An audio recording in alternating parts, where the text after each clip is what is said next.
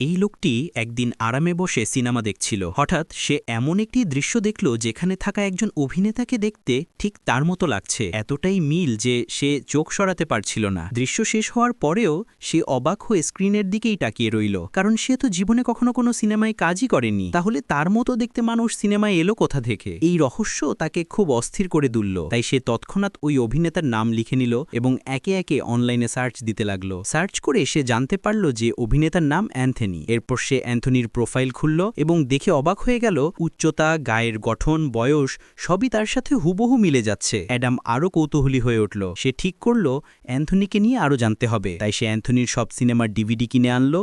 কয়েক ঘন্টা ধরে সব সিনেমা মন দিয়ে দেখে সে নিশ্চিত হলো যে এই লোকটি একদম তার কপি। সে নিজের দাড়ি ছাড়া পুরনো একটি ছবি বের করল এবং অ্যান্থনির ছবির সাথে মিলিয়ে দেখল। মিল দেখে সে আবারও ভয় পেয়ে গেল।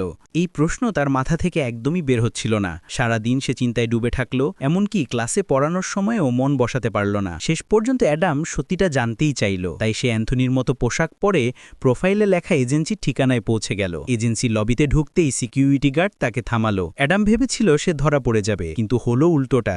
গার্ড তাকে অ্যান্থনি ভেবে ফেলল, এমনকি বলল যে তাকে অনেকদিন পর দেখা যাচ্ছে এবং জিজ্ঞেস করল দাড়ি কেন রেখেছে। অ্যাডাম দ্রুত বলল যে নতুন সিনেমার চরিত্রের জন্য রেখেছে। ঠিক তখনই গার্ড মনে করল তার কাছে অ্যান্থনির নামে একটি চিঠি আছে। সে সেই চিঠি অ্যাডামকে দিয়ে দিল। অ্যাডাম দ্রুত সেখান থেকে বেরিয়ে এসে খামের উপর থাকা অ্যান্থনির বাড়ির ঠিকানা দেখে নিল। সে ঠিকানায় গিয়ে বিল্ডিংয়ের নিচে অনেকক্ষণ দাঁড়িয়ে ভাবল ওপরে যাবে কিনা। শেষ পর্যন্ত সাহস করতে পারল না। অ্যাডাম ঠিক করল আগে ফোনে কথা বলে পরিস্থিতি বুঝে। সে চিঠিতে থাকা নম্বরে কল করল।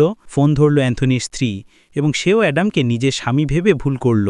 অ্যাডাম যতই বলল সে অ্যান্থনি নয়, তিনি বিশ্বাস করলেন না। বাড়ি ফিরেও অ্যাডাম অস্থির ছিল। পরে আবার কল করল। এবার ফোন ধরল অ্যান্থনি নিজে। অ্যাডাম সব খুলে বললেও অ্যান্থনি তাকে পাগল ভেবে কল কেটে দিল। তখন অ্যাডাম শেষ চেষ্টা হিসেবে আবার কল করল এবং সরাসরি বলল যে সে একজন বিশ্ববিদ্যালয়ের শিক্ষক